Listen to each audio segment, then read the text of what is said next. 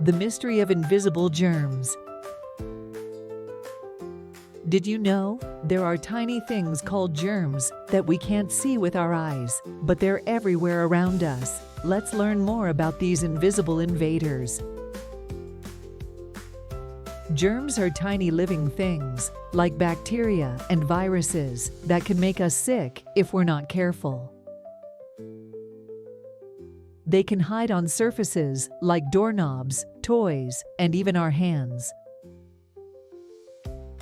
But don't worry, there are simple things we can do to keep germs away and stay healthy. 1. Wash your hands with soap and water often, especially before eating and after using the bathroom. 2. Cover your mouth and nose when you cough or sneeze, and use a tissue or your elbow. 3. Keep your surroundings clean by wiping down surfaces regularly. By practicing good hygiene and staying clean, we can help keep germs at bay and stay healthy and strong. So, the next time you wash your hands or cover your mouth when you sneeze, remember that you're keeping those invisible germs away, and that's super cool.